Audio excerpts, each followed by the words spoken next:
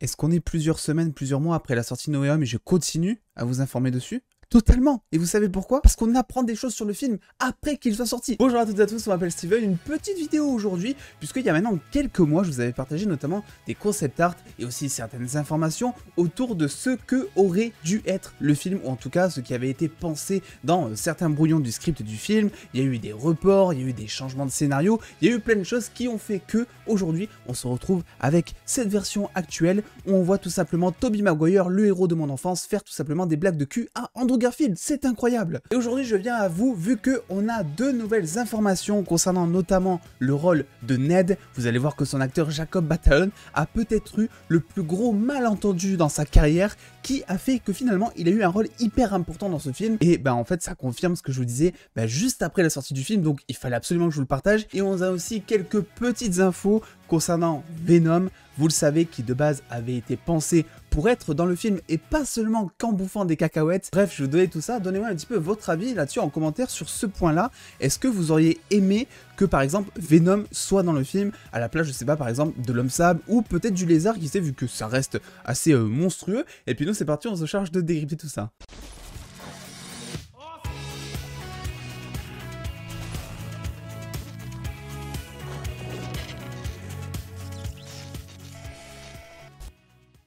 Et donc, rappelez-vous, il y a quelques semaines, voire peut-être quelques mois, je ne sais plus, parce que Spider-Man, on en parle vraiment beaucoup. Et d'ailleurs, je tiens à vous remercier. Et pour ça, je vous donne un petit rendez-vous sur Instagram aux alentours, comme ça, je dis rien, du 27 avril. Je vous ferai gagner un truc assez sympa concernant Spider-Man No Way Home. Ça se passera sur mon Instagram. Donc, n'hésitez pas à le rejoindre dès maintenant, vu qu'en plus, on partage toutes les news aussi là-bas. Donc, voilà, si jamais vous voulez discuter aussi, c'est avec plaisir. Venez nombreux. Pour en revenir un petit peu à nos araignées, il y a quelques semaines, quelques mois, je vous partageais des concept art de Spider-Man No Way Home qui avaient jusque-là été inutilisés. Des concept art, il y en a qui sont bien nombreux, dans tous les films il y a ça. Le concept est simple, on dessine un petit peu ce qu'on aimerait retranscrire à l'écran pour imaginer des scènes, mais aussi pour avoir un brouillon de la mise en scène, de la réalisation que l'on aimerait faire avant la mise en œuvre en effets spéciaux, vu que les effets spéciaux ça coûte cher et que tout simplement c'est bien d'avoir des modèles sur lesquels s'appuyer si jamais à l'arrivée on n'est pas sûr de ce qu'on veut faire. Il y avait des concept art sur le film avec des plans inédits que l'on n'avait pas vus, il y avait aussi des concept art concernant Mysterio qui avaient été pensés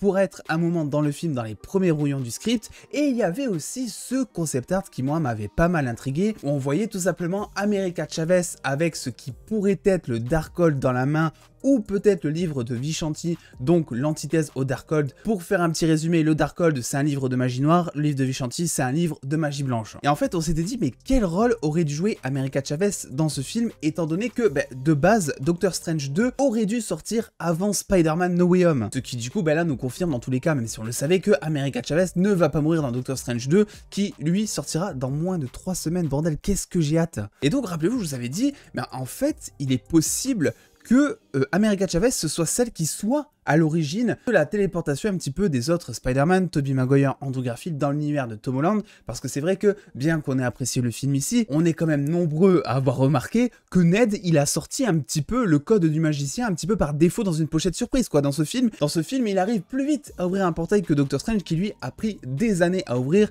Alors, il t'explique que, évidemment, c'est parce qu'il y a des trucs dans sa famille qui font que, etc. Il a des antécédents, le mec, il a un CV, il n'a plus le temps. Mais malgré tout, on a tous pris ça pour une grosse facilité scénaristique. Et je vous avais dit quelque chose, je vous avais dit dans ma critique d'ailleurs, juste avant que tous ces concept art soient un petit peu diffusés, que c'était certainement dû à un changement de scénario suite au report de No Way Home, et que soit ça va être expliqué dans le film et on va développer Ned comme un sorcier, soyons fous, soit tout simplement on va apprendre que c'est une erreur de script, entre guillemets, une facilité à cause du changement. Et après il y avait juste aussi la solution de dire que c'était une énorme facilité scénaristique et qu'on ne reparlerait plus jamais de Ned comme ça, et là je l'aurais eu mauvaise. Bref, vous avez le contexte. Et bien figurez-vous qu'on a la réponse, et figurez-vous que si vous étiez d'accord avec moi sur ces théories il y a maintenant quelques semaines, quelques mois, eh bien vous avez eu raison, parce que on a eu raison. Et ça c'est trop bien pour le souligner, parce qu'avec toutes les théories que l'on fait, j'aime bien souligner quand il y en a une parmi 20 qui sont bonnes. C'est donc le Hollywood Reporter qui a partagé ces derniers jours que durant le développement de Spider-Man No Way Home, America Chavez devait jouer le rôle de l'apprenti sorcier afin d'aider Peter Parker, Tobey Maguire, Andrew Garfield à se connecter à la réalité de Tom Holland, en emmenant donc les Spider-Man de leur univers dans celui du MCU/Sony. Le Hollywood Reporter reporte également que, à cause du fait que Spider-Man No Way Home ait été repoussé et qu'il soit sorti avant Doctor Strange 2, les scénaristes du film Eric Sommers et Chris McKenna ont été contraints de supprimer le rôle d'America Chavez afin que son personnage soit toujours introduit dans Doctor Strange 2 comme il était prévu de base. Et donc il fallait bien trouver quelqu'un qui puisse ramener les Spider-Man Tobey Andrew dans l'univers de Tom Holland, et pour ça ils s'en sont pris à Jacob Batalon qui de base ne devait pas avoir autant de temps d'écran dans le film. Il a eu de la chance un petit peu parce que il s'est retrouvé à être le twist du film, j'ai envie de dire, et donc ils ont considéré que ça serait une bonne idée que ce soit Ned / le meilleur ami de Peter Parker qui puisse comme ça ouvrir des portails. Avant de parler brièvement de Venom, je vais vous donner mon avis là-dessus.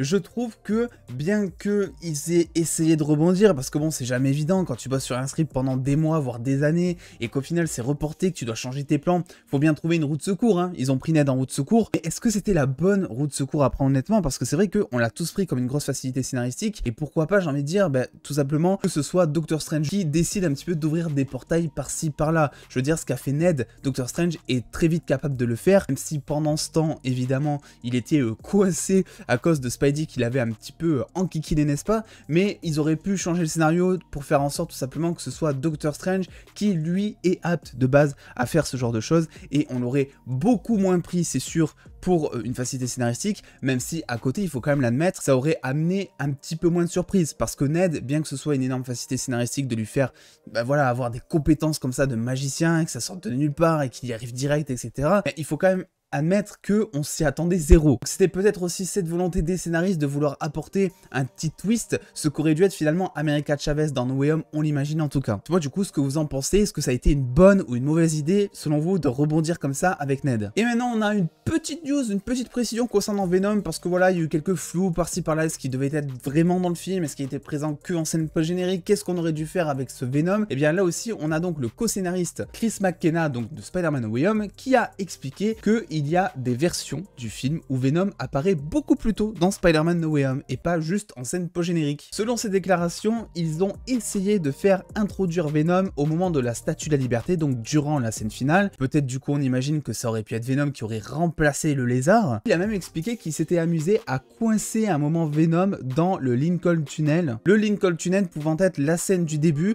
qui se passe dans la version du film finale sur le pont Alexander Hamilton, mais qui peut-être dans une autre version du film se passait sur un autre pont, et peut-être que cette scène d'introduction au moment où Dr Octopus arrive, le bouffon vert, etc., se passait finalement dans le Lincoln Tunnel et que Venom en faisait partie, que le Lincoln Tunnel aurait pu s'effondrer, et là c'est là où on peut théoriser sur le fait que leur objectif était peut-être de faire crever Eddie Brock, dans le sens où je sais pas, ce qu'ils ont voulu faire avec Venom en l'introduisant scène post-générique de No Way Home, c'était tout simplement de lâcher un bout de symbiote, hein, il a pas un autre intérêt que ça, pour teaser la suite très certainement, et pouvoir même peut-être potentiellement se séparer de Tom Hardy. Donc on aurait pu avoir un truc un petit peu de ce genre, en mode le Lincoln Tunnel s'effondre sur Eddie Brock Venom, et je sais pas, tu vois le corps inanimé de Tom Hardy en mode mort pour te faire comprendre que ça sera plus lui le Venom donc des prochains films, et tu vois le bout de symbiote qui marche comme ça et qui va chercher un autre hôte. C'est quelque chose qui est possible, avec moi j'ai jamais trop imaginé Tom Hardy sur le très long terme dans le MCU, je pense plutôt qu'il servait beaucoup plus à introduire un autre Venom, comme par exemple celui du Scorpion, que l'on n'a pas vu depuis la fin de Homecoming. Oui, même dans la scène post-générique de Morbius, le Scorpion est laissé tout seul.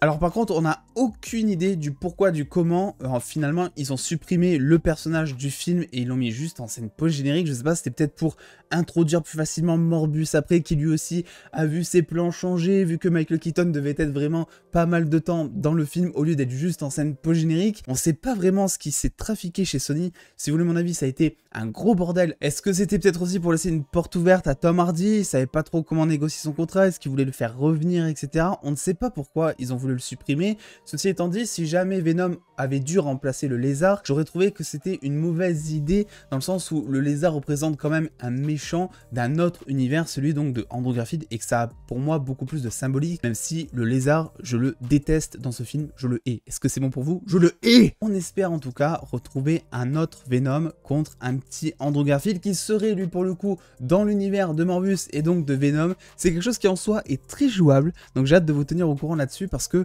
je pense que la hype concernant Spider-Man, Andrew Garfield Tom Holland, l'araignée en général est absolument loin d'être finie. Donc restez connectés évidemment, abonnez-vous, la cloche de notification, tout ça, je le dis jamais, il faut que je le dise beaucoup plus. Ben oui, c'est pas professionnel, je sais. Donc oui, n'oubliez pas aussi de lâcher le petit pouce bleu, évidemment. Les réseaux sociaux, évidemment aussi, Instagram, Twitter.